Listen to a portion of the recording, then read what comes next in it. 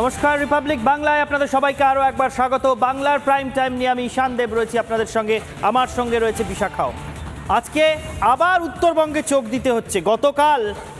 গতকালও উত্তরবঙ্গ নিয়েই আলোচনা করেছিলাম বাংলার প্রাইম টাইমে, কিন্তু গতকাল জোড়া বিপর্যয়, জোড়া দুর্যোগ বা জোড়া বিপন্নতা নিয়ে আলোচনা করেছিলাম। আজকে উত্তরবঙ্গে চোখ রাখতে হচ্ছে একটা অন্য কারণে। তার কারণ অবশ্যই রাজনৈতিক, কিন্তু রাজনীতির পথে একজনের যেরকম অনন্ত পরিক্রমা, রাজনীতির এ বাঁক থেকে সে বাঁক, আবার সে বাঁক থেকে এ বাঁকে এক স্বঘোষিত মহারাজের যেরকম অনন্ত পরিক্রমা, সেই বিষয়ে কথা বলার জন্য আজ বাংলার প্রাইম টাইমে আপনাদের মুখোমুখি হয়েছে।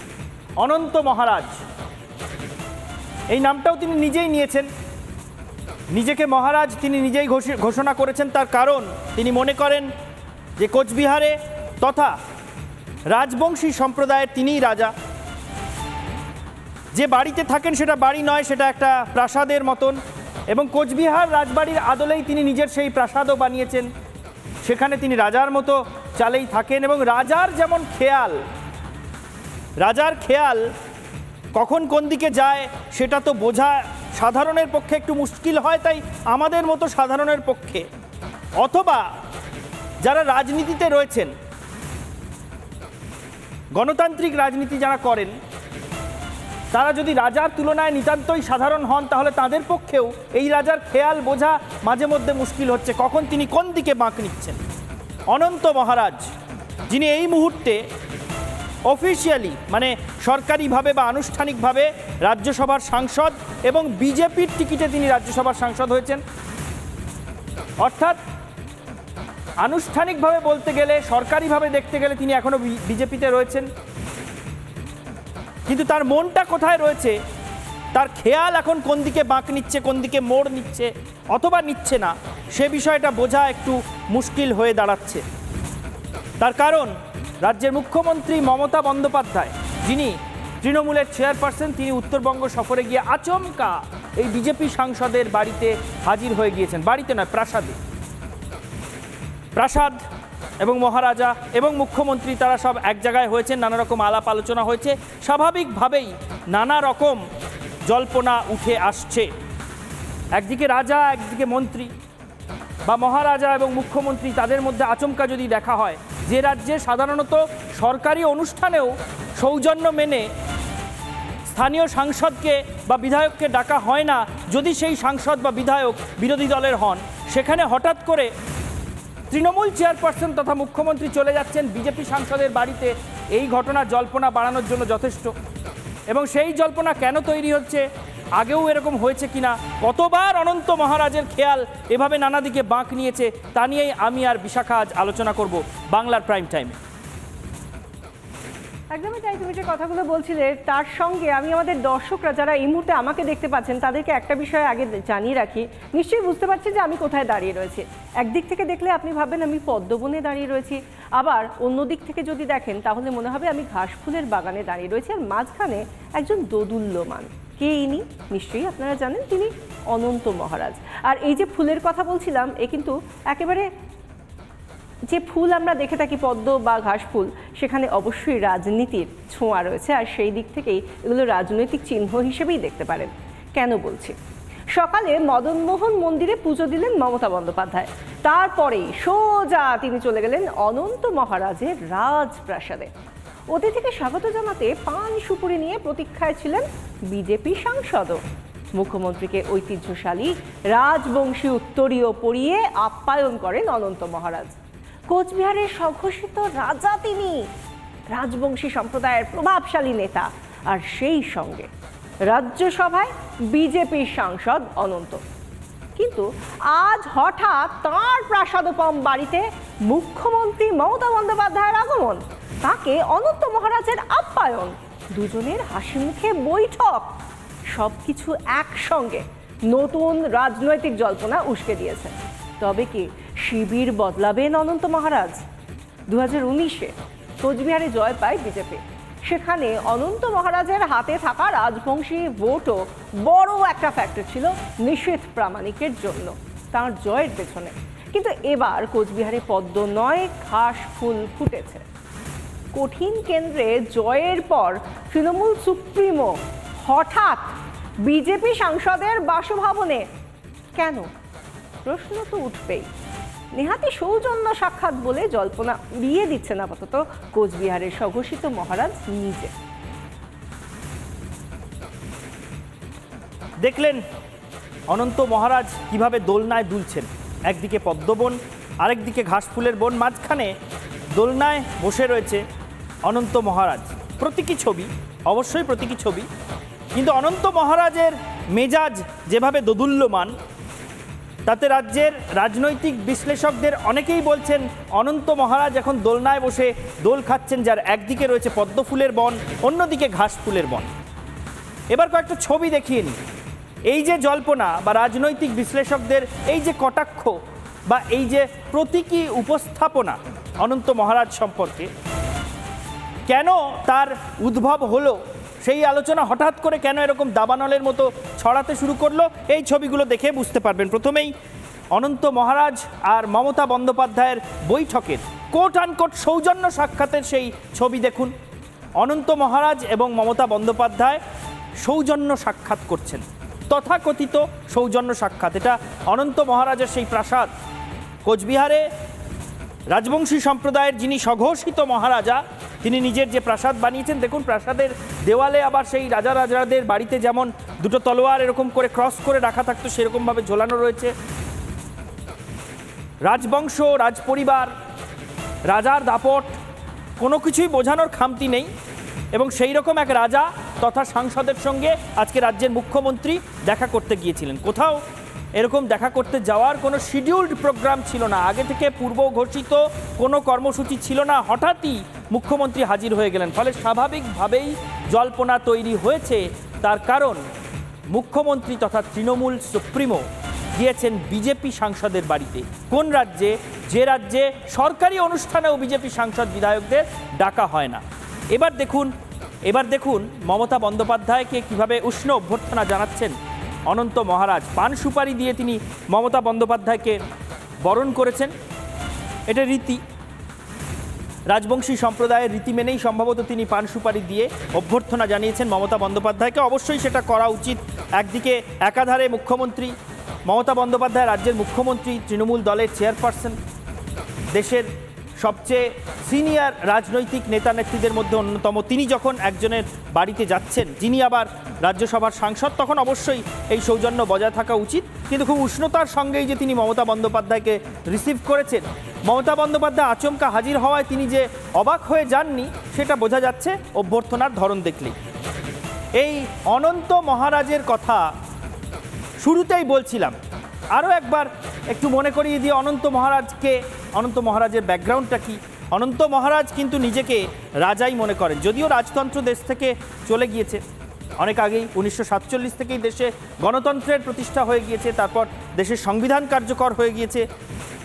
এই দেশ এখন পৃথিবীর সবচেয়ে বড় গণতন্ত্র, কিন্তু অনন্ত মহারাজ তিনি নিজেকে এখনও রাজাই মনে করেন, রাজার হালেই চলাফেরা করেন। এবং তার প্রাসাদের ছবিটা দেখলে বুঝতে পারবেন তিনি কোচবিহার রাজবাড়ির আদলেই প্রায় নিজের প্রাসাদ বানিয়েছেন এবং নিজের এই অনন্ত মহারাজ নামকরণটাও তিনি নিজেই করেছেন। এহেন অনন্ত মহারাজ যিনি এরকম রাজার হালে, রাজার খেয়ালে, রাজার মেজাজে চলাফেরা করেন, তার যে মাঝে মধ্যে কারুর প্রতি সন্তুষ্টি বাড়বে, কারুর প্রতি কমবে, আবার কারুর প্রতি কখনো একটু বেশি সদয় হবেন, কারুর প্রতি কখনো একটু নির্দয় হবেন, এটা হয়তো স্বাভাবিক। রাজাদের মধ্যে এরকম খামখেয়ালিপনা হয়তো অনেক সময় থাকে। অনন্ত মহারাজের, যাই হোক, অনন্ত মহারাজ কতটা রঙিন চরিত্র সেই ছবি একবার দেখালাম, যাতে সকলের বুঝতে সুবিধা হয় যে অনন্ত মহারাজ কোচবিহারে নিজের সেই কোট আনকোট সাম্রাজ্য ঠিক কিভাবে চালান। সেই ছবিগুলো একবার একটু দেখিয়ে নিলাম। সেই ছবিগুলো আমরা দেখলাম, রঙিন ছবি, রঙিন অনন্ত মহারাজ, তার খামখেয়ালিপনা থেকে শুরু করে তার রাজনৈতিক বিচরণ সমস্তটাই আমরা দেখানোর চেষ্টা করছি এবং তাই এর আগে পর্যন্ত দেখালেন ঈশান। এবার আমার বাঁদিকে যাদের দুজনকে দেখতে পাচ্ছেন, অবশ্যই একজন অনন্ত মহারাজ আর একজন নিশীথ প্রামাণিক। এই নিশীথ প্রামাণিক যিনি 2019 সালে বিজেপির টিকিটে সাংসদ হয়েছিলেন, নির্বাচিত হয়েছিলেন কোচবিহার থেকে, কিন্তু এবারে তিনি আর জিততে পারেননি। বিষয়টা আলাদা, বিষয়টা অন্য জায়গায়। কি না, কবে থেকে অনন্ত মহারাজের সঙ্গে বিজেপির সখ্যতা, কবে থেকে না 2019-এর লোকসভা নির্বাচনের সময় থেকে আমরা বিভিন্ন সময়ে বিভিন্নভাবে বিজেপির সঙ্গে তার যে সখ্যতা, তার ঘনিষ্ঠদের বিভিন্নভাবে প্রজেক্ট করা, সেগুলো সমস্তটাই আমরা দেখেছি রাজনৈতিক আঙিনায়, সেগুলো আমরা দেখে এসেছি। এবং তার দিক থেকে যেটা বড় ফ্যাক্টর ছিল তা হলো রাজবংশী ভোট, তার হাতে থাকা রাজবংশী ভোট। সেই ভোটে আমরা দেখেছি বহুলাংশে সেই ভোটটা যখন গিয়েছে নিশীথ প্রামাণিকের কাছে, তাঁর জয়ের একটা বড় ব্যবধান তৈরি করে দিয়েছিল এই রাজবংশী ভোট। কারণ বলা হয় কোচবিহারে এই রাজবংশী ভোট একটা বড় ফ্যাক্টর, কারণ রাজবংশী অধ্যুষিত এলাকা, সেই জন্য এই ভোট একটা বড় ফ্যাক্টর। কিন্তু এবারে কিন্তু ঘাসফুল ফুটেছে কোচবিহারে, পদ্মফুল ফোটেনি। আর সেখানেও একটা কথা বলা হচ্ছে, একটা গুঞ্জন শোনা যাচ্ছে, তৃণমূলের দখলে যে ভোট এসেছে, রাজবংশী ভোট, তৃণমূল যা পেয়েছে সেটা তো তারা পেয়েছে, সেই সঙ্গে এই অনন্ত মহারাজের হাতে থাকা যে রাজবংশী ভোট, সেটাও কি কিছুটা চলে গিয়েছে তৃণমূলের হাতে? এবং প্রেক্ষিতে যদি ভাবেন তাহলে কিন্তু আরও একটু ভাববার, এই ভোটের রেজাল্টের পরেই একেবারে তড়িঘড়ি তৃণমূল সুপ্রিমো চলে গেলেন অনন্ত মহারাজের রাজপ্রাসাদে। অনন্ত মহারাজ কতবার নিজের খেয়াল বদলেছেন, কতবার অনন্ত মহারাজের প্রাসাদের আশপাশে বইতে থাকা হাওয়া কত রকমভাবে বদলেছে, একবার সেই খতিয়ানটা একটু দেখে নিই। যেমন বিশাখা বলছিল 2019-এর লোকসভা নির্বাচনের আগে অনন্ত মহারাজ তিনি বিজেপি ঘনিষ্ঠ হচ্ছেন বলে শোনা যাচ্ছিল, এবং তারপর কোচবিহার আসন থেকে, রাজবংশী বহুল কোচবিহার আসন থেকে যেভাবে নিশীথ প্রামাণিক জিতে আসেন, তাতে সকলে ধরেই নিয়েছিলেন তিনি বিজেপি ঘনিষ্ঠ। কি এরপরে 2021-এর বিধানসভা নির্বাচনের আগে অনন্ত মহারাজের প্রভাব বিজেপিতে আরও বাড়ে। অনন্ত মহারাজের ঘনিষ্ঠ বেশ কয়েকজনকে রাজ্যের বেশ কয়েকটি বিধানসভা নির্বাচনে বিজেপি প্রার্থী করে, তার মধ্যে জিতেছিলেন অবশ্য একজনই, তিনি কালিয়াগঞ্জের বিজেপি প্রার্থী সৌমেন রায়। কিন্তু 2021-এর বিধানসভা নির্বাচনে বিজেপি যখন প্রত্যাশা মতো ফল করতে পারল না, যখন বিজেপির রথ 77-এ থেমে গেল, তখনই বোধহয় আবার অনন্ত মহারাজের মেজাজ একটু বিগড়ে গেল। কারণ অনন্ত ঘনিষ্ঠ সৌমেন রায় বিধানসভা নির্বাচনে বিজেপির টিকিটে জেতার কয়েক মাসের মধ্যে দল ছেড়ে তৃণমূলে চলে গেলেন। যদিও আনুষ্ঠানিকভাবে সরকারিভাবে স্পিকারের সামনে সেটা স্বীকার করেননি, ফলে দলত্যাগ বিরোধী আইনের আওতায় পড়েননি। পরে আবার 2024-এর লোকসভা নির্বাচনের আগে তিনি বিজেপিতে ফিরে এসেছেন এই সৌমেন রায়। অনেকেই বলছেন যে অনন্ত মহারাজের ইচ্ছে ছাড়া বা অঙ্গুল হেলন ছাড়া সৌমেন রায় এই যাতায়াত করতে পারতেন না। একবার সেই সৌমেন রায়ের যাতায়াতের সেই খতিয়ানটা আমরা একটু নজর রাখবো, তাহলেই আমরা বুঝতে পারবো যে অনন্ত মহারাজের মেজাজ এর মাঝখানে কতবার কিভাবে বদলেছে। একবার দেখব সৌমেন রায়, তিনি অনন্ত ঘনিষ্ঠ সৌমেন 2021-এ কালিয়াগঞ্জ থেকে বিধায়ক হলেন। এরপর বিজেপির টিকিটে তিনি জিতলেন, জেতার পর তিনি চলে গেলেন তৃণমূলে। সেপ্টেম্বর 2021, মানে মে মাসে জিতলেন, সেপ্টেম্বর মাসেই তৃণমূলে যোগ দিলেন। তারপর ফেব্রুয়ারি 2024-এ আবার বিজেপিতে ফিরে এলেন। প্রায় 3 বছর কাটিয়ে তিনি বিজেপিতে আবার ফিরে এলেন। তার মানে অনেকে বলছেন, অনেকে ব্যাখ্যা করছেন, সে ব্যাখ্যা সঠিক কিনা আমরা জানি না, অনেকে ব্যাখ্যা করছেন এবং বিজেপির অন্দরেও অনেকে ব্যাখ্যা করছেন যে 2021-এর বিধানসভা নির্বাচনে বিজেপির প্রত্যাশিত ফল না হওয়ায় অনন্ত মহারাজের মেজাজি আসলে বদলে গিয়েছিল। সেই জন্যই সৌমেন রায় চলে গিয়েছিলেন এবং 2024-এর আগে আবার যখন তিনি দেখলেন যে মোদি ঝড় উঠছে, সেই সময় আবার তিনি ঘনিষ্ঠ সৌমেন রায়কে বিজেপিতে আনুষ্ঠানিকভাবে ফিরিয়ে নিলেন। এই আলোচনা তোমার কানেও কি এসেছে বিশাখা? একদমই তাই। যে কথাটা আমরা প্রথম থেকেই বলছিলাম, অনন্ত মহারাজ তাঁর যে দোলাচল এবং তার সঙ্গে সৌমেন রায়, তাঁর ঘনিষ্ঠ সৌমেন রায়, তাঁরও দোলাচল, একবার তিনি এখানে যান, একবার তিনি অন্য শিবিরে যান, সেই রকমভাবেই আমরা কিন্তু দেখেছি অনন্ত মহারাজ তিনি বিভিন্ন সময় বিভিন্ন সুরে গেয়েছেন। কীরকম? আমরা বিভিন্ন সময় দেখেছি বিজেপি সম্পর্কে তাঁর বিভিন্ন সমালোচনার কথাও কিন্তু তিনি বলেছেন, এবং সেক্ষেত্রেও তিনি বলেছেন রাজবংশীদের জন্য বিজেপি কী এমন করেছে, কিছুই তো করেনি, এরকমও শুনতে পাওয়া গিয়েছে তাঁর কণ্ঠেই। শুনুন। ইউনিয়ন টেরিটা ভালো বলে আমাকে রুট ম্যাপ বলেছিল, আমরা সেটা মানতে হয়েছি। এখন দেখি, এখন সরকার তো বদল হতেই থাকে, নতুন নতুন দায়িত্ব লোক আসে থাকে। দেখি বিফোর ইলেকশন ভারত সরকার কি পদক্ষেপ নেয়। তো এই যে আপনি বারবার যে দাবিটা জানিয়ে এসেছেন যে কেন্দ্র শাসিত অঞ্চল, তা নিয়ে কি কোনো আলোচনা হলো না? কারণ আপনি জানিয়েছেন কেন্দ্র সরকার কথা দিয়েছে হবে।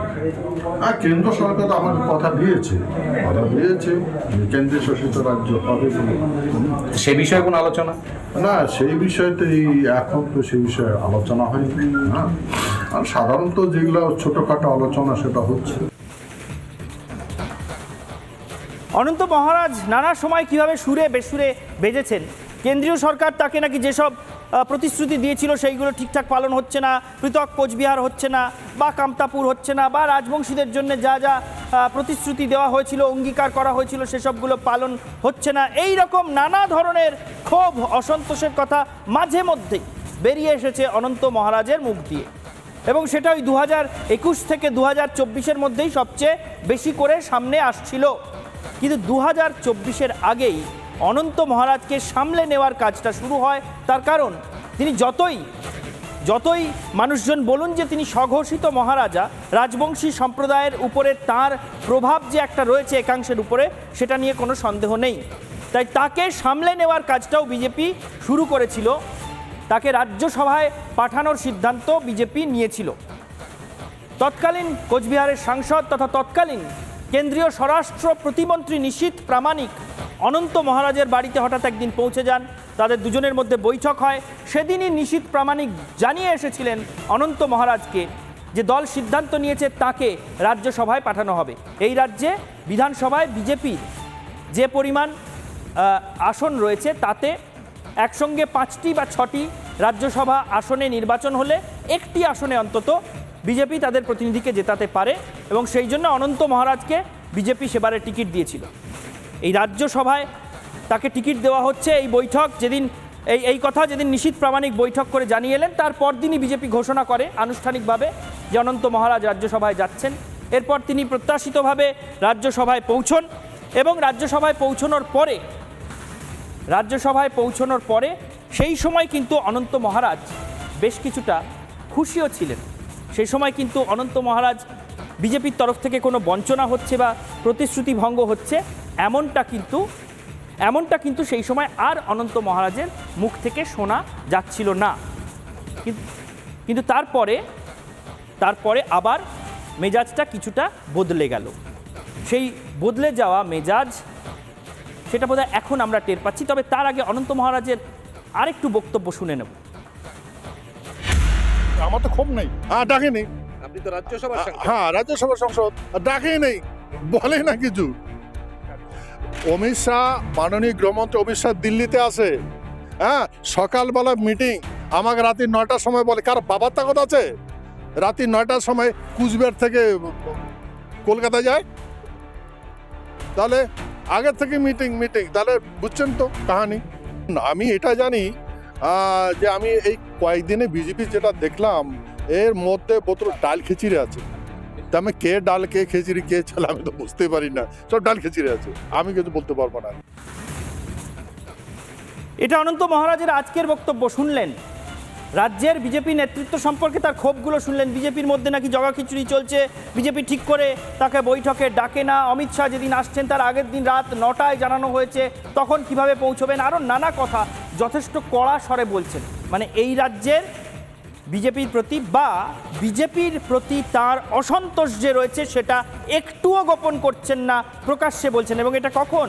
আজকে মুখ্যমন্ত্রী মমতা বন্দ্যোপাধ্যায়ের সঙ্গে বৈঠকের পর। কিন্তু এতেই শেষ নয়, আজকে তিনি আরও কিছু কথা বলেছেন, সেগুলো আরেকটু ভালো করে শুনুন, তাহলে বুঝতে পারবেন। তার কারণ অনন্ত মহারাজকে যখন ভবিষ্যৎ সম্পর্কে জিজ্ঞাসা করা হয়েছে তখন তিনি কিন্তু বলতে পারেননি নিশ্চিতভাবে যে না তিনি বিজেপিতেই থাকবেন।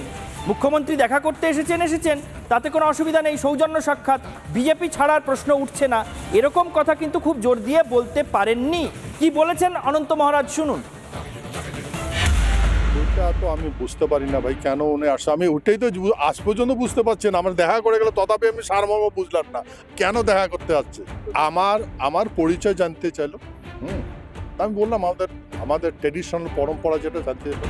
আমি কিচ্ছু বলি নাই, ওনার কাছে শুনলাম। উনি যা বলেছে আমি এতটুকু শুনলাম, আর আমি কিছু বলিনি। আমি কি বলবো? কোনো প্রস্তাব দিল? না, কোনো প্রস্তাব দেয়নি। আমাকে কোনো প্রস্তাব দেন তাদের দলে আসা নিয়ে বা ইত্যাদি না বিষয় না না না না না আমার মনে হয় আমাকে বলবে কেন? আমি আমার ট্র্যাডিশনাল যেটা পরম্পরা সেটাই জানালাম, আর সেই ভিত্তিতে উনি আমার সঙ্গে আর কথা হবে পারেন না। অনন্ত মহারাজ তিনি বলছেন তার কাছে কোনো প্রস্তাব আসেনি শিবির বদলের জন্য, কিন্তু আদতে এই যে তাদের দুজনের মধ্যে অর্থাৎ মুখ্যমন্ত্রী মমতা বন্দ্যোপাধ্যায় এবং অনন্ত মহারাজের মধ্যে যে বৈঠক হয়েছে সেই বৈঠকটা আদতে কি, সেই বৈঠকে কি নিয়ে আলোচনা হয়ে থাকতে পারে, কি বলছেন বিজেপি সাংসদ শ্রমিক ভট্টাচার্য, শুনুন। আমি জানি উনি বিজেপির সদস্যদের দ্বারা, বিধায়কদের দ্বারা নির্বাচিত সাংসদ। ওনার মধ্যে হয়তো তখন আধ্যাত্মবাদ জেগে উঠেছিল, সেই জন্য উনি সমস্ত দলের ঊর্ধ্বে উঠে বলেন।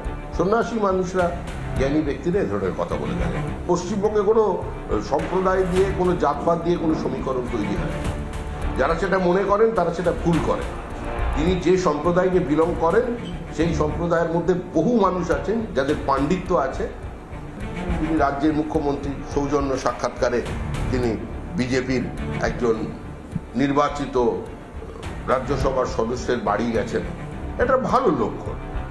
ভবিষ্যতে উনি যে প্রশাসনিক সভাগুলো করবেন ওখানে বিজেপির যারা নির্বাচিত প্রতিনিধি আছে, যারা এমপি আছে, এমএলএ আছে, তাদের নিয়েও করবেন। এটা কি সেটার বার্তা দিতে গেছেন? সেটা ঠিক আমার বুঝতে পারছি না। এ রাজ্য থেকে এই মুহূর্তে বিজেপির দুজন রাজ্যসভা সাংসদ, একজন অনন্ত মহারাজ আর একজন শ্রমিক ভট্টাচার্য, যার বক্তব্য এক্ষুনি শুনলেন। শ্রমিক বাবুর কথা শুনে নিশ্চয়ই বুঝতে পারছেন দলের মধ্যেও অস্বস্তি কাজ করছে অনন্ত মহারাজকে ঘিরে। এবার শুনুন সাংবাদিক নির্মাল্য মুখোপাধ্যায় কি বলছেন অনন্ত মহারাজের এই দোদুল্যমানতা সম্পর্কে। আপনি দুটো ফুলেই, কখনো পদ্ম ফুলে থাকছেন, কখনো ঘাস ফুলে থাকছেন। এই ব্যাপারটা ভাবমূর্তিটাকে নষ্ট করে। এটা উনি যত করবেন এটা কিন্তু পার্টির পক্ষেই আমার মনে হয় ক্ষতি হচ্ছে। উনি যদি একটা দল ছেড়ে অন্য জায়গায় যান, অন্য কোথাও চলে যায়, মানুষ সেটা খুব ভালোভাবে নেয় না। আমাদের রাজনৈতিক এক্সপিরিয়েন্স তাই বলে। এতে আরও বেশি করে মানে ভাবমূর্তি ধাক্কা পাবে। ঈশান, আমরা যেভাবে দেখলাম আজকে কোচবিহারে গিয়ে মুখ্যমন্ত্রী মমতা বন্দ্যোপাধ্যায় অনন্ত মহারাজের বাসভবনে গিয়ে যেভাবে তাকে আমরা তাদের দুজনের মধ্যে বৈঠক দেখলাম, হাসি মুখে পান সুপুরি দিয়ে মুখ্যমন্ত্রীকে আপ্যায়ন করতেও দেখলাম অনন্ত মহারাজকে। এরপর যতই বলা হোক না কেন এটা একটা সৌজন্য সাক্ষাৎ, মানুষ কিন্তু মানতে নারাজ। একেবারেই তাই, মানুষ কিন্তু জল্পনা করছেন এবং এই জল্পনা আরও বাড়তে থাকবে বলেই মনে হচ্ছে। এই মুহূর্তে যে পরিবেশ দেখা যাচ্ছে, রাজা মহারাজা তাদের খেয়ালের দিকে আমাদের নজর থাকবে। বাংলার প্রাইম টাইম আজকের মতো শেষ করছি এখানেই। দেখতে থাকুন রিপাবলিক বাংলা।